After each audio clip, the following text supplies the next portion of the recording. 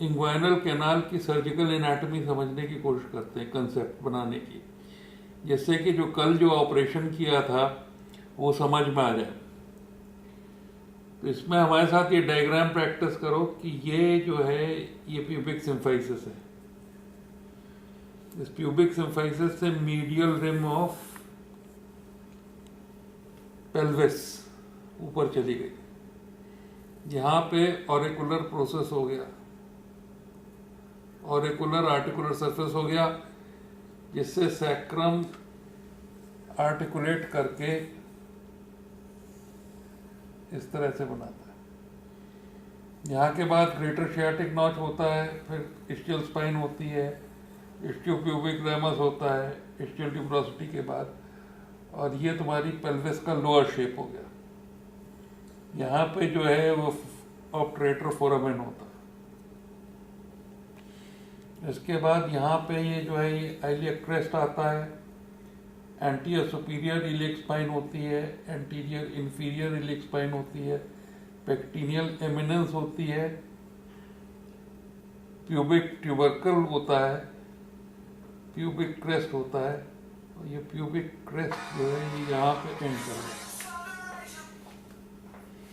ये जो है इंटरनल व्यू है पेल्विस का। अब इसमें अगर हम लोग लिगामेंट्स प्लेस करें तो सबसे पहले एक लिगामेंट होता है जो कि सैक्रम से राइज करता है, इस्टियल ट्यूबरोसिटी तक जाता है, जिसको हम लोग कहते हैं sacrotuberous ligament. This is called a sacrotuberous ligament. इसी तरह से यहाँ से इस्टियल स्पाइन से निकलता है ligament and it goes up to this coccyx.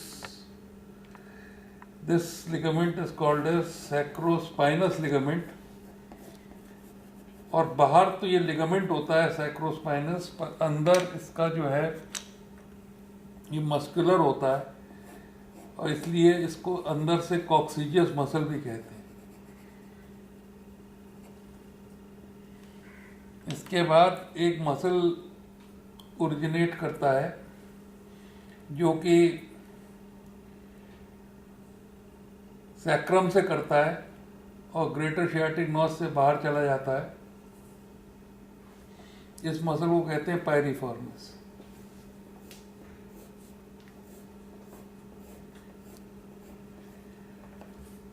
तो पायरिफॉर्मिस के बाद कॉक्सिजियस आ गया। इसके बाद ऑब्टरेटर फोरामेन से, जिसमें एक मेम्ब्रेन कवर करती है ऑब्टरेटर मेम्ब्रेन, इसी के ऊपर से एक मसल ओरिजिनेट करता है ऑब्टरेटर इंटरनस। और ये ऑब्टरेटर इंटरनस मसल जो है वो ये टेंडन इस पे जो है चक्कर काट के बाहर की तरफ से चला जाता है। इस ऑब्टरेटर इंटरनस मसल में ऐसे फाइबर्स होते हैं और ये अल्टीमेटली ये टेंडन बन जाते हैं। This becomes a tendon. इस बेस पे प्यूबिक सिम्फाइसिस से इस्टियल स्पाइन तक एक टेंडन एक्सटेंड करता है। ये टेंडन लेवेटर एनाई का टेंडन है, और लेवेटर एनाई मसल हॉरिजॉन्टल होता है। It is like this horizontal, and इसके सबसे पीछे के फाइबर्स तो कॉक्सिक्स तक चले जाते हैं यहाँ पे, और दूसरा है प्यूबिस के फाइबर भी कॉक्सिक्स तक चले जाते हैं। तो ये जो लेवेटर एनाई है ये एक हॉरिजॉन्टल मसल है जो कि एक डायफ्राम टाइप का बनाता है, और दोनों तरफ के जो लेवेटर एनाई है, एक इधर का होगा, एक इधर का होगा, एक इधर का होगा। इनके बीच में जो ग्रूव है, जो ये ग्रूव है, ये प्यूबो कॉक्सिजियस ग्रूव होता है। इसके थ्रू रेक्टम पास होता है पीछे, रेक्टम एनल कैनाल, और वेजाइना और यूरोजेनाइटल पास होता है आगे। तो इसलिए ये वाला जो ट्रायंगल है, जो यहाँ तक का ट्रायंगल है, ये यूरोजेनाइटल ट्रायंगल कहलाता है, और इसके पीछे का ट्रायंगल एनल ट्रायंगल कहलाता है। और लिवेटर एनाई के नीचे का सारा हिस्सा जो है वो पेरिनियम कहलाता है। और पेरिनियम के दो पार्ट हैं, एनल ट्राइंगल और यूरोजेनाइटल ट्राइंगल। यूरोजेनाइटल ट्राइंगल के बेस में यहाँ पे एक मेम्ब्रेन होती है जिसको कहते हैं पेरिनियल मेम्ब्रेन, जो पेरिनियल बॉडी में एंड करती है। इस पेरिनियल मेम्ब्रेन के ऊपर एक पाउच होता है, फेशियल पाउच होता है, इसको कहते हैं डीप पेरिनियल पाउच। और इसके एक सुपरफिशियल एक पाउच होता है जिसको कहते हैं सुपरफिशियल पेरिनियल पाउच। और ये सुपरफिशियल पेरिनियल पाउच का फेशिया जो है वो पेनिस का कोलिस फेशिया बनाता है, और ये बाद में ऊपर स्कारपास फेशिया बन के चला जाता है।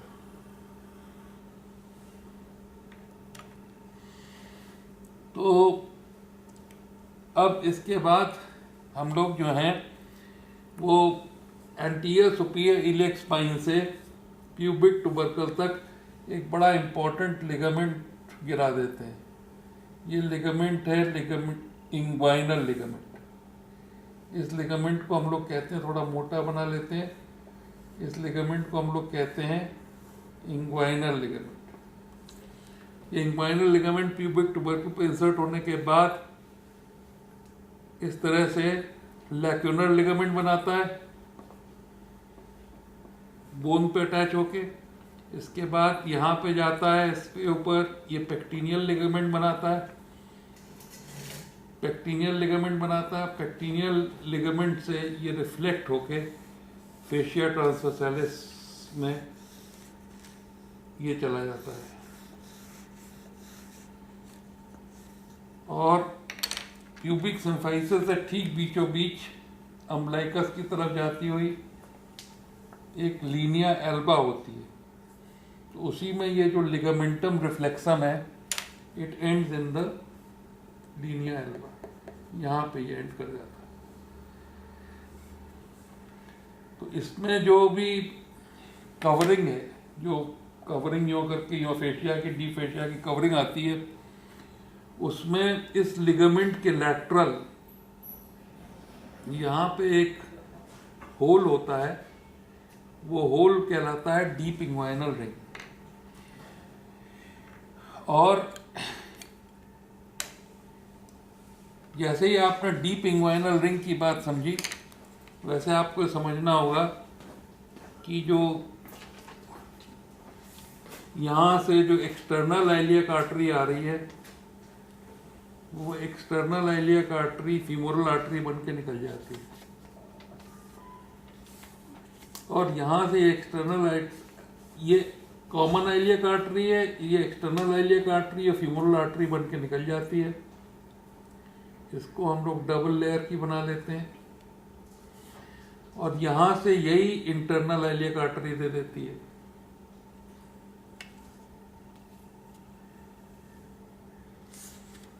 ये एंटीरियर आइलियक आर्टरी के दो डिवीजन होते हैं, एक एंटीरियर डिवीजन हो जाता है, एक पोस्टीरियर डिवीजन हो जाता है।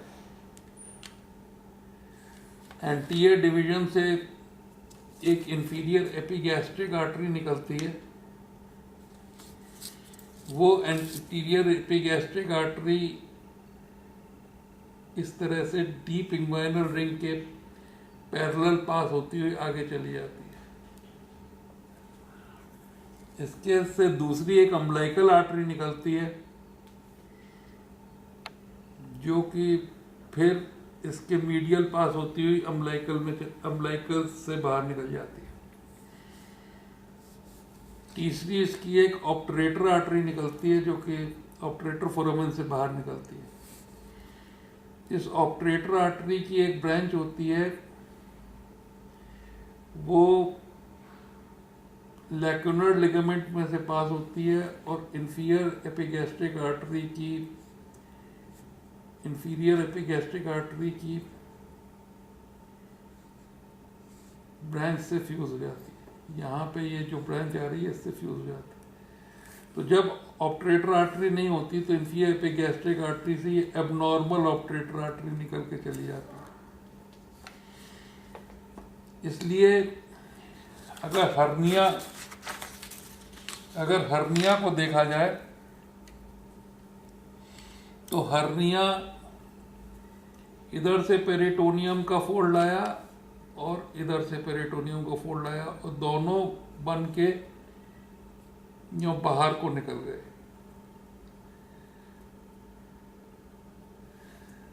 ये आर्टरी के अक्रॉस निकले। ये अगर ये आर्टरी है तो यूं करके निकले, यूं करके निकले। तो ये जो हर्निया पेरिटोनियम का फोल्ड है ये यूं करके निकलेगा, इंफीरियर एपिगैस्ट्रिक आर्टरी के लैटरल साइड से निकलेगा, यूं घूम के निकलेगा। तो जो भी डीप इंग्वाइनल रिंग से निकल रहा है दैट इज इनडायरेक्ट हर्निया, और जो भी इसके मीडियल निकल रहा है डीप उससे इसके वॉल से निकल रहा है दैट इज डायरेक्ट हर्निया। अब कॉमन बात क्या है कि सबसे पहले इसके कंटेंट जो कुछ भी है उनको निकाल लीजिए। दूसरी बात, टेस्टिकुलर आर्टरी, वेन और जेनाइटोफीमोरल नर्व को बचा लीजिए। तीसरी बात, इस पूरे सैक को जो है यहाँ पे डिलीवर कर लीजिए जो कि बाद में मैश को होल्ड करने के काम में आएगा। और उसके बाद एक ऐसा मैश लगाइए जो कि डीप इंग्वाइनल रिंग को, जो कि फीमोरल कैनाल को और बीच के सारे एरिया को कवर कर दे, जिससे कि जब व्यक्ति खांसे तो वो mesh is pushed against the abdominal wall and it prevents the contents of the abdominal cavity from going out of the abdominal cavity। तो ये ऑपरेशन इन लोगों ने किया। पर इसके साथ साथ इंग्वाइनल कैनाल के बनने की एक बहुत इम्पोर्टेंट प्रक्रिया है जो समझनी पड़ेगी, और उसको समझने के लिए ये चाहिए कि हम लोग इंग्वाइनल कैनाल को इस तरह समझें कि इस तरह का बड़ा सा जो एक्सटर्नल ऑब्लिक मसल की एपिनेरोसिस है वो ऐसे फोल्ड करके इंग्वाइनल लिगामेंट बनाती है, और यहाँ पे ये प्यूबिक ट्यूबरकल में इंसर्ट होता है। इसमें एक छेद होता है जो कि सुपरफिशियल इंग्वाइनल रिंग कहलाता है इसके एंटीरियर वॉल में। जो हमारा कॉन्जॉइंट टेंडन है वो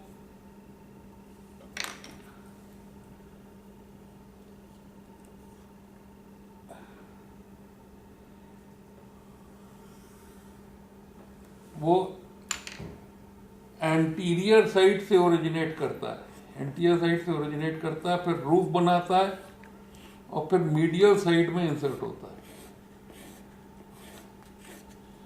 एंटीरियर साइड से ओरिजिनेट करता है, एंटीरियर साइड से ओरिजिनेट करता है, फिर रूफ बनाता है, फिर रूफ बनाता है और मीडियल साइड में इंसर्ट होता है ना। तो ठीक इस तरह से एंटीरियर साइड से ओरिजिनेट करता है, फिर रूफ बनाता है और फिर मीडियल साइड में कॉन्जॉइंट टेंडन के फॉर्म में इंसर्ट होता है। ये जो है ये ट्रांसवर्सस एब्डोमिनस और इंटरनल ऑब्लिक मसल का कमाल है। यहाँ आके ये पेक्टिनियल लाइन में इंसर्ट हो जाता है। और ये जो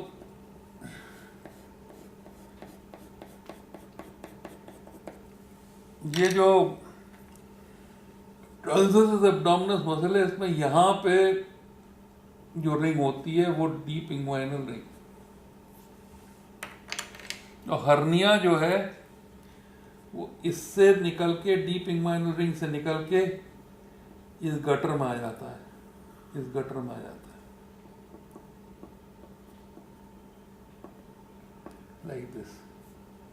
सो like this, then like this and then like this, और फिर सुपरफिशियल इंग्वाइनल रिंग से निकल के स्क्रोटम में चला जाता है।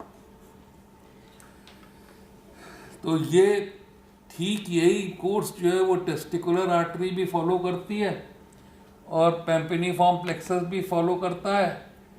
तो टेस्टिकुलर आर्टरी और वेन और जेनाइटोफीमोरल नर्व बचा के इस हर्नियल सैक को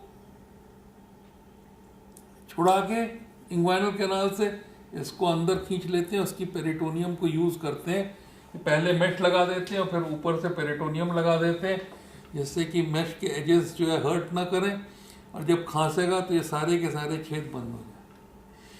तो इंग्वाइनल लिगामेंट, ये बात बहुत इंपॉर्टेंट है समझने की कि इंग्वाइनल लिगामेंट और बोन, इंग्वाइनल लिगामेंट के ऊपर डीप इंग्वाइनल रिंग है, इंग्वाइनल लिगामेंट के नीचे जो है ये फीमोरल कैनाल है। तो डीप इंग्वाइनल रिंग से निकला इनडायरेक्ट हर्निया, इसके पीछे से posterior wall of the inguinal canal को धक्का दे के निकला डायरेक्ट हर्निया। अगर अम्बिलिकल आर्टरी के आगे और पीछे दोनों तरफ चला गया तो वो पेंट शेप्ड हो गया, तो उसको पेंटालून हर्निया कहते हैं। और इंग्वाइनल लिगामेंट और बोन के बीच से निकला फीमोरल हर्निया। अब ये फीमोरल हर्निया में अगर फंस जाए, ये स्ट्रैंगुलेट हो जाए, तो बोन को काट नहीं सकते पीछे, मीडियली काटोगे तो ये अबनॉर्मल ऑब्ट्रेटर आर्टरी कट जाएगी, लैटरली काटोगे तो फीमोरल वेन कट जाएगी। इसलिए इंग्वाइनल लिगामेंट को आगे काट दोगे तो जोड़ना मुश्किल हो जाएगा। इसलिए क्या करते हैं कि प्यूबिक ट्यूबरकल को तोड़ देते हैं, जिससे कि ये लिगामेंट आगे खिसक सके और आप हर्निया को आराम से रिड्यूस कर सकें। तो ये this is the surgical anatomy of the inguinal canal. ठीक है, कितने मिनट का हुआ?